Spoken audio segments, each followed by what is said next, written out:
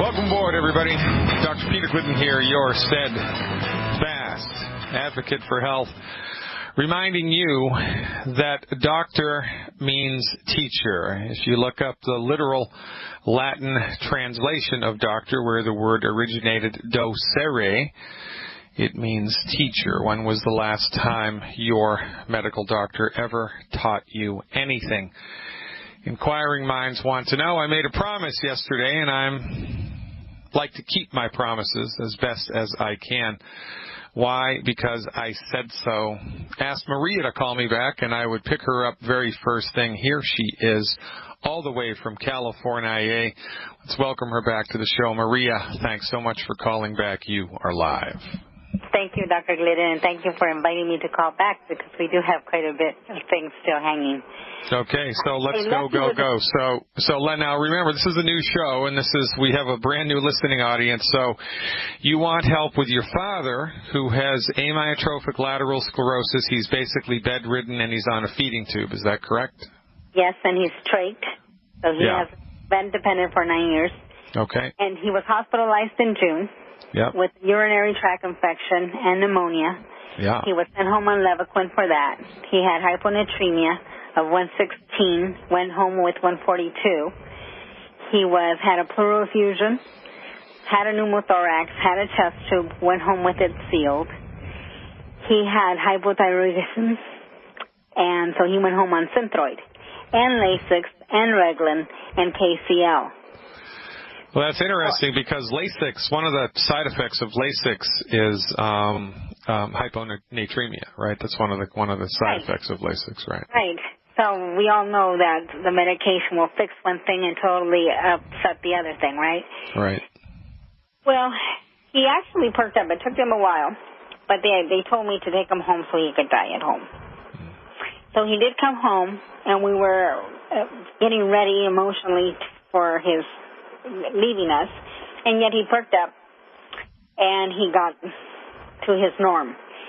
In early September, I heard about longevity, and I decided that even though my dad's ALS has been like for 10 or 12 years, and he's totally at the end stage, I decided that if anything was going to pick him up, it would probably be longevity, and who am I to deny him that chance? So I ordered the products, and he was on them through the gastrostomy tube. So, of course, the first question that arises is, can all these be given crushed or separated out from their capsule, from the gel capsules? Am I still getting benefit and value? Oh, yes, anyway, absolutely. Absolutely, positively, yes. I figured so, except for the bilayer capsule. Immortalium.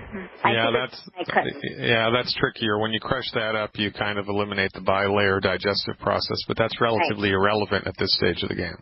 Right. Well, it was in one of the list of suggested things for ALS. So instead of that, I gave him Cell Shield. Smart girl. Well, anyway, so he perched up.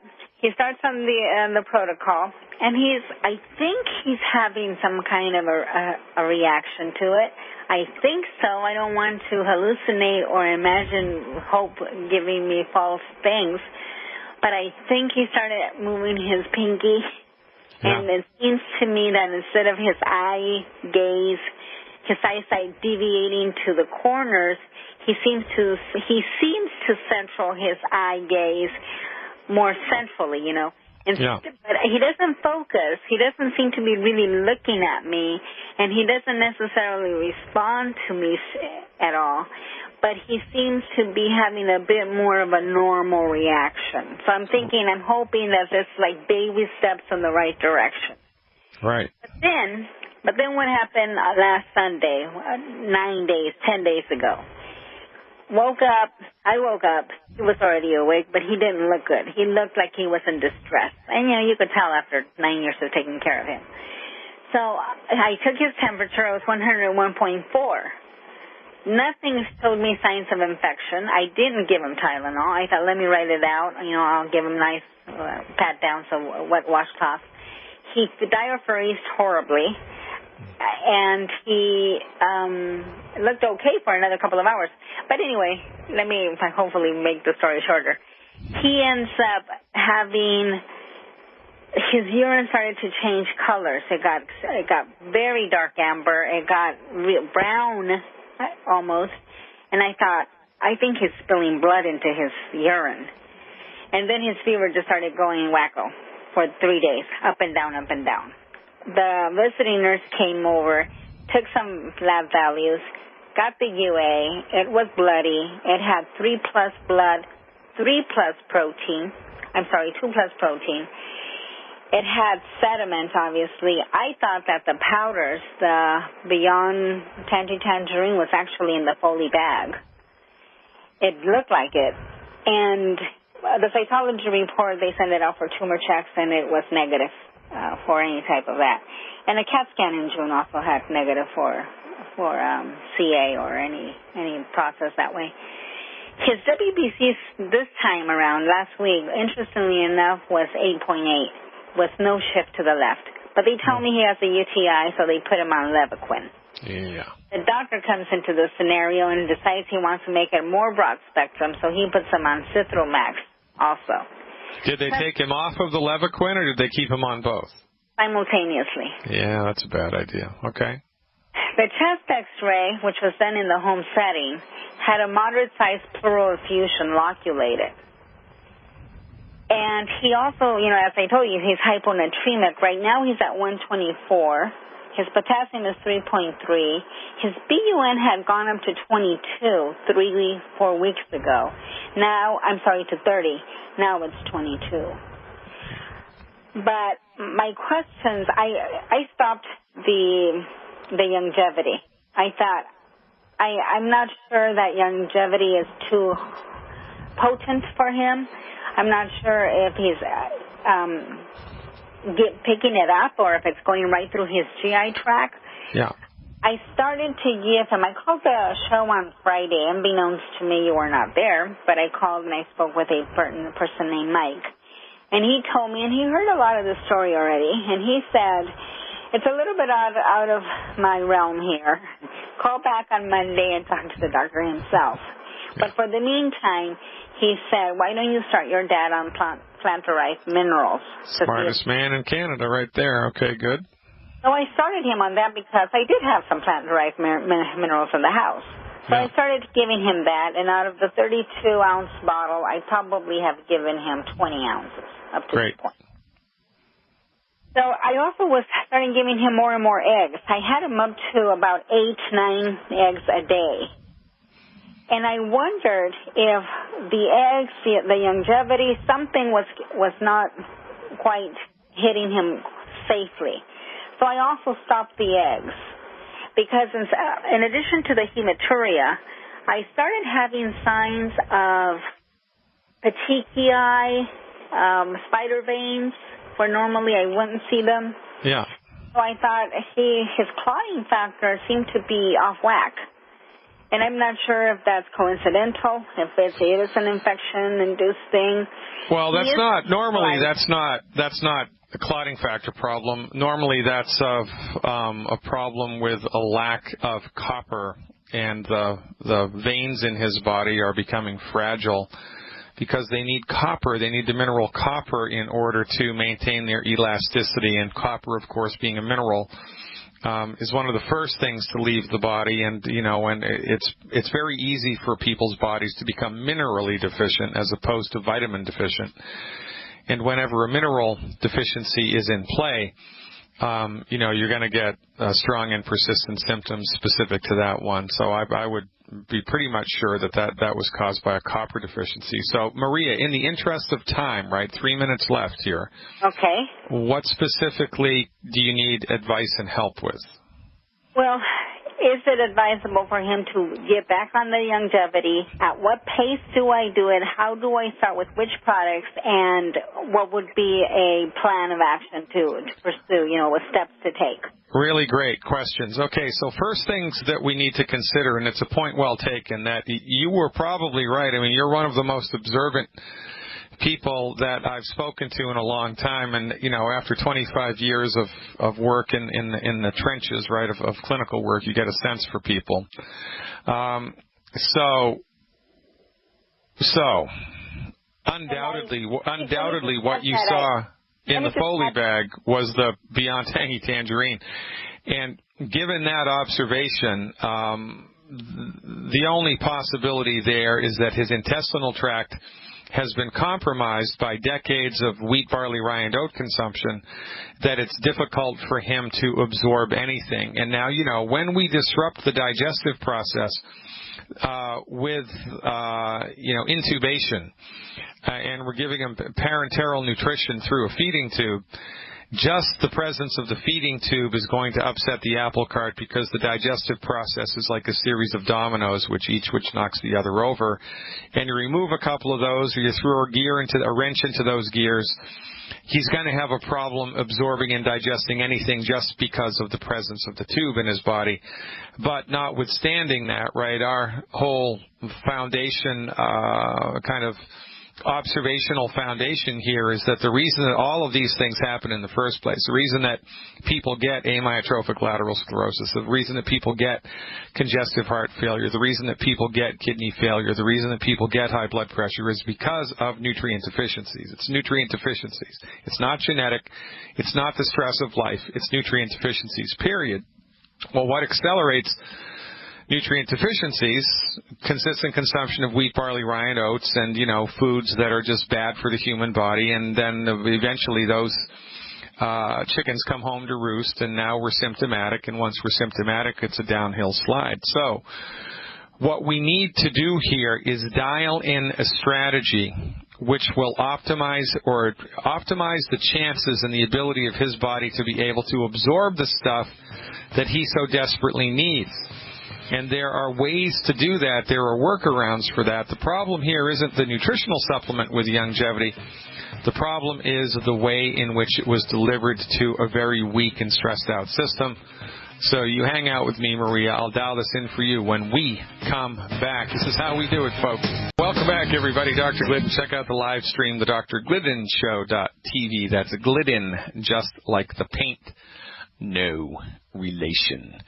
We're talking to Maria from California about her father, who's struggling along here with amyotrophic lateral sclerosis, bedridden on a feeding tube, and we're trying to just figure out what we can do to help. So, Maria, the first thing to do here is to get the plant-derived minerals into his body on a regular basis. And how many times a day do you actually put food in the feeding tube for your dad?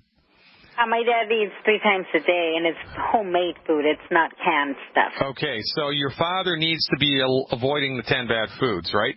And he has, obviously. Okay, all right, great. So you need to be concentrating on cholesterol donors and give him some salt, and don't be afraid of salt, especially if he's been hyponatremic in the past, which would be caused by Lasix. It's interesting that they use Lasix to prevent a condition called dropsy, which is, his feet will swell up, or his ankles will swell up, or his abdomen swells up because his body's not clearing.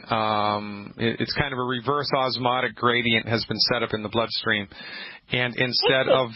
I think they placed him on Lasix because it first happened after the pleural effusion was noted back in June. Yeah, it's interesting, right? I'm not even sure that he needs to be on that anymore, but it's not my place to micromanage his prescriptions. I didn't give it to him. All right, smart girl. I came home and I stopped that. All right, now that makes you my favorite person in California. All right, so here's what we need to do moving forward. All right, so I would administer unto his body 1 ounce of the plant-derived minerals 3 times a day, 1 ounce of the plant-derived minerals 3 times a day. However, I would give it to him between meals, if you can do that. I would give it to him between feedings. 1 ounce of... Can you do that? Yes, I can. In fact, can I do it with the selenium? Yes, so I'm getting there. Okay, yeah, so we want to try to give him the mineral supplementation between meals as much as is possible, but we have to do it in a way that's not going to upset the apple cart, right? So... Okay. 1 ounce of the plant-derived minerals, and I'm going to say 2 or 3 ounces of water 3 times a day between meals. 3 times a day between meals. Okay. To that cocktail, you can add 1 ounce.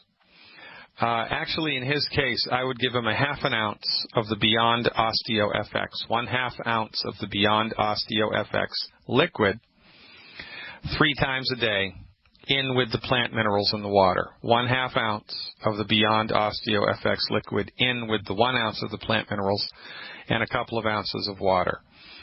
Additionally, you can give him 3, 6. How much does he weigh? 122. Okay, let's give him 9 selenium. So let's give him 8 selenium. Let's give him 4 capsules of selenium twice a day in with the cocktail, and you can just open the capsules up and dump the powder into the cocktail. Right. Okay. Now, be advised, that selenium powder on contact with water will turn bright purple. And I've already know that. It's supposed to. Okay. All right. Yeah. So 4 of those twice a day with the calcium and with the plant minerals, and that's a really good place to start. I'd like you, please, to give him 4 EFA plus every time he eats. 4 EFA plus 3 times a day with food. But I want you to pierce the EFA plus capsule with a needle, squeeze the oil out into the food that you give him, and put that into the feeding tube. So 4 of the EFA plus capsules 3 times a day with food. 4 of the EFA plus 3 times a day with food. You can also pulverize the Immortalium at the same time, or if you have the Cell Shield RTQ, you can open up the capsules and give him 2 of the Cell Shield RTQ 3 times a day with food. 2 of the Cell Shield RTQ 3 times a day with food. That only leaves us with the Beyond Tangy Tangerine, which is always the sticking point here. The Beyond Tangy Tangerine is a sticking point because it is, in fact, going to be hard for his body to absorb this. So here's how I would do it. Okay. I would put 1/2 of a scoop Okay. in 1 liter of water. Okay. 1/2 of a scoop in 1 liter of water. And I would deliver that into the feeding tube, every 5-10 minutes, couple of ounces of it every 5 to 10 minutes. Just do that for 3 days. Look to see how the Foley bag looks and if everything's okay. And if everything's okay, on day 4, do the same thing in the afternoon. The same thing in the afternoon. Make another one of those cocktails and deliver it to him the same way. Do that for 3 days, and then holy smokes, we're out of time. You stick around, Maria. I'm going to finish this up. Everybody, Dr. Peter Glidden here, your steadfast advocate for health, reminding you, when in doubt, do what Batman would do.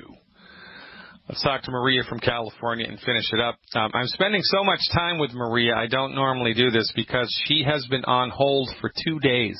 2 days in a row. She sat through 2 of my radio shows, patiently waiting for me to take her call, and we were only able to get to her call at the end of yesterday as we were closing up. So that's why I'm kind of going above and beyond the call of duty here for Maria, because quite frankly, she deserves it. So, all right, Maria. So the trickiest thing here is going to be getting the Beyond Tangy Tangerine into your dad because his system is just shot, man. I mean, it's shot. So you're going to have to mess around with the dilution of this, but do it the way that I just recommended for 6 days. And if the Foley bag looks good, if it's not like fluorescent yellow, glow in the dark, or like super red, you can see the beet powder coming out in the pee. If it kind of looks like everything's okay, then you can up the ante. So you would use the same amount of liquid, but you would double the amount of Beyond Tangy that you're putting in the liquid, and you would deliver it to him in the same kind of slow drip fashion, right? Okay. Now that's going to be a pain in the neck to do that, by the way. That's okay. 1 liter trip is going to be about. Normally I give him, because of the hyponatremia, I was told to not give him too much free water. I was only supposed to give him from maybe 1 liter to 1.5 liters a day. Well, that's just nuts. I mean, hyponatremia, for goodness sake, why don't you just put salt in the Foley? Why don't you put salt in it? I would put salt in the food. If I remember, then something so simple kept forgetting. So put salt in everything you give him. Put salt because he's not going to taste it. Right? So I would put a level teaspoon of sea salt or Celtic salt or Himalayan salt in every liquid that you give him, and that will eliminate the hyponatremia. I mean, that's not rocket science, right? So salt, load him up on salt. His body needs salt. His body craves salt. His body, and if he's hyponatremic, then that's kind of the easiest way to do that. Because the only way that you're going to be able to get this stuff into his body in a way which, hopefully he'll be able to absorb is if it's diluted and given to him slowly over time. So there's no harm and no foul there. And oftentimes one of the things that will cause kidneys to shut down is dehydration. So this liter, I'm going to begin with a half scoop into 1 liter. Can I give him this liter actually over the whole 12 hours, or does it have to be in the morning within an hour? No. For the first 3 days, I want you to give it to him over the whole day. Okay, over the whole day. And then on the next day, or on day 4, I want you to do that twice. I want you to give him 1 liter in the morning, 1 liter in the afternoon. Okay. That's what I would do. And then if that's okay for 3 days, on day 7, I would double the amount of Beyond Tangy Tangerine that you put into each liter bottle. Okay. So it would be 1 scoop, 1 full scoop. Yeah, right. So, but you got to work up to that. And whether or not he's able to metabolize that, I don't know. Now, the final nail in the coffin here, because of the history of antibiotic use and bladder, funkiness, would be some type of probiotic. Have you given him any of that at all? I started with the enzymes last week, but yeah, well, you need a probiotic. Every morning for the last 9 years, he's been on kefir. Yeah, kefir. Yeah. Kefir. Okay, he's been on that every single morning. His breakfast, the base of it is kefir. All right, well, that's great, and I don't have any problem with that. But look, after the administration of an antibiotic, kefir or yogurt or sauerkraut just isn't going to cut it. So for 14 days, the recommendation would be in each of his, between meals, when you give him the, the minerals and the selenium, I would do 2 of Youngevity's Flora FX, 2 of Youngevity's Flora FX. And you can open those up and just dump them in the solution and put it in the feeding tube. 2 of those twice a day between meals. I would stop that after 14 days because he shouldn't eat it anymore. Okay.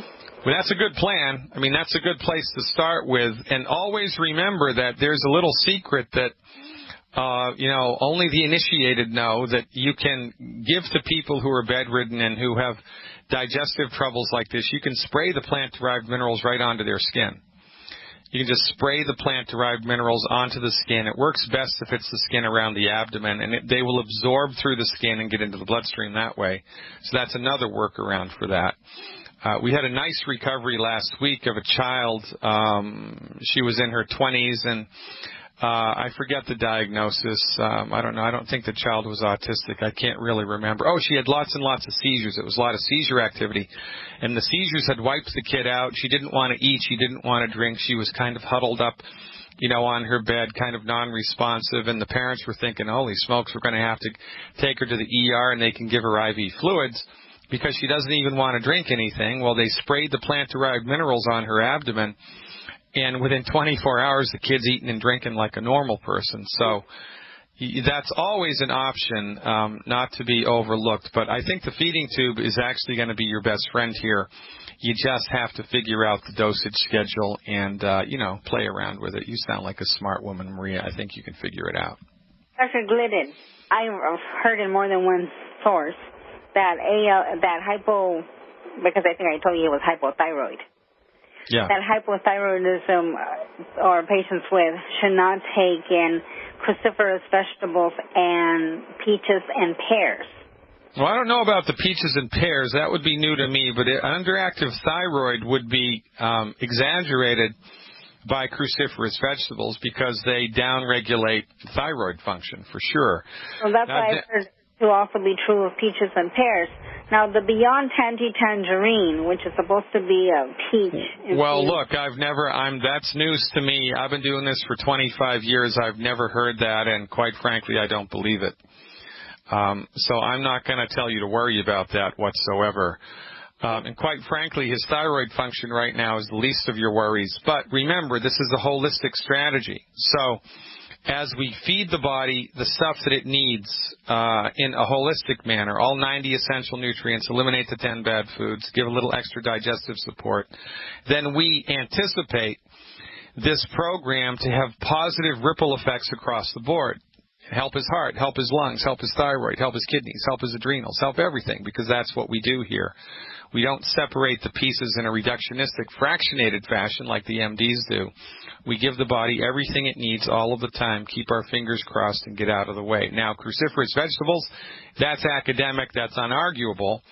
I don't know about the peach thing. I've never heard that before, and quite frankly, you'd have to really show me some evidence to make me lean that way. Well, I'll trust you on that, so I won't worry about the peach or the being inside the BTT. Does Z-radical play a role in this? No, I wouldn't do that. I mean, we don't want to scrub the pot so hard that we break it, and by breaking it, I mean we don't want to give a weak digestive or fragile digestive tract so many nutritional supplements that it's going to cause, a reaction, right? Okay. So we just start slowly for the next 3 weeks, man. Just go slowly, and then you see how he responds. Maybe 2 months from now, you can throw in some Z-radical, no problem. But right now, I'd hold off on anything extracurricular. Okay. All right, then I'll follow this to a T. All right, Maria, you are awesome. If every father in the world had a daughter like you, there would be so much less pain and suffering. No kidding. I know everything about that. You are awesome. Keep up the good work. These are the types of people that are attracted to longevity, ladies and gentlemen. People who are compassionate, people who are caring, people who think about the health of others as much, if not more, as they think about their own health. This is a good group of people to hang out with. This is a good group of people to break gluten-free bread with. You interested? You should be. If you want to find out more about longevity, then please pay attention to the commercial breaks if you're listening on a terrestrial radio station, because your radio station will give out a phone number that you can call to speak to a representative in your area who can tell you everything you need to know about longevity. There's 2 ways you can work with longevity. You can work with longevity as a customer. You have access to the world's best, most effective, clinically verified, science-based medical therapeutics that currently exist on the planet. Or you can join Longevity as a business builder, and Longevity will pay you to help them spread Dr. Wallach's message of health recovery through science-based, clinically verified medical nutrition, and we need your help. Because everybody on planet Earth is sick and suffering, and everybody is sick and suffering because nobody knows anything about science-based, clinically verified, fundamental medical nutrition. We cleaned up the water supply and educated people about that, and all of a sudden, people started living longer. We told people not to pee upstream and drink downstream, and all of a sudden, people started living longer. We told people to eat 3 square meals a day, and all of a sudden people started living longer. Well, when we tell people about the simple solutions, the simple facts of medical nutrition, 90 essential nutrients, the necessity for 90 essential nutrients every day, and look, here's 10 foods that nobody should even look at, let alone eat. When we combine those 2 things together in a generic for the masses program, we're going to change lives. You've heard the testimonials here. You think we're making this stuff up? By the way, I don't screen calls. We're not a high-tech, multi-million-dollar operation yet. We don't screen calls. Calls come in, I take them one at a time. I take them as they show up on the board. Most of the time, I have no idea what these people are going to talk to me about. No idea whatsoever. And people call me, and they tell me what happened to them once they've gotten on board with science-based, clinically verified medical nutrition. It'll make you bring a tear to your eye. If these testimonials don't bring a tear to your eye, you're not human. And also, if they don't fill you with righteous indignation, there's also something wrong, because quite frankly, you've been played. You're not sick because you're a human being. You don't have a bad kidney because you have a kidney. You don't have asthma because you have a lung. You don't have arthritis in your knees because you have a knee. You don't have a bad gene, for goodness sake. If you're dealing with a chronic health condition, you are nutritionally deficient. Your body has simply run out of the stuff it needs to maintain that part of the body. It's not rocket science. But because your MD, who is the king of the hill in medicine in North America, in the European Union, in New Zealand, in Australia, has no training, no experience, no respect, and no appreciation for medical nutrition, you're not going to get any advice or perspective on medical nutrition from conventional medicine. So most people think, well, medical nutrition, it must not be that great because my MD didn't tell me about it, which is kind of thinking, well, funding for the military isn't that great because my Democrat didn't tell me about it, or funding for school lunch programs can't be that great because my Republican didn't tell me about it, or whatever. It's an ideological thing, not an academic scientific thing. Your medical doctor is the last person you want to listen to when it comes to a chronic health condition, and they're the first person you want to listen to if you have a broken bone or are bleeding to death. You need perspective. Perspective makes everything clear and paves the way for knowledge, and knowledge will lift you up. Stick around. Much more to come. Streaming, baby. The Dr. Glidden Show.com. Check it out. Tune in, turn on, and join the worldwide live chat. It's free. You like free? I like free. Let's see if Kate in Manchester likes free. Hey, Kate, thanks for the call. Are we talking Manchester, England? No, Manchester, New Hampshire. Cow Hampshire. How's Mount Monadnock this time of the year? Oh, it's all very colorful. One of the coldest days of my life was spent New Year's Eve, I think it was 2001, at the University of New Hampshire's ice skating rink. We went to see a Disney on Ice production, and when it got out, it was like 20 million degrees below zero. It was the coldest I've ever been in my life. Oh, so you've been to the Durham campus? Oh, yeah. Yeah. I grew up in Massachusetts, and I went to college in Massachusetts. I know New England like the back of my hand. When was the last time you were on the Kankamangas Highway? Oh, the summer I worked with children with behavioral issues. Yeah, it's one of the most beautiful roads in the United States as far as I'm concerned. It's beautiful. New England's a very beautiful area. I'm actually a native New Englander. I was born and raised in New England. You got to love it, Kate. So, look, in the interest of time, how can I help? Thanks for calling. Yesterday I had an incident at my job where I had some pretty severe abdominal pain. And, it was pretty bad. And also, I also had an issue where I dry heaved and my blood pressure got so low that I passed out. I hate it when that happens. I actually passed out, and I had to go to the hospital last night. Okay. So what did they figure out? Did they tell you what happened? No, they didn't. They basically reiterated a symptom. Isn't that great? Yeah. Oh, yeah. Well, you have a pain in your elbow. Thanks a lot, Doc. I knew that when I came in here. Yeah. You're welcome. That'll be $5,000, right? That's kind of why I went to the ER, was because I kind of needed medical attention, because we had because they were talking crazy things like ovarian torsions and ovarian cysts, and I'm like, okay, and they couldn't find anything to prove that, and then they're sitting there telling me that potential STD. I'm like, what?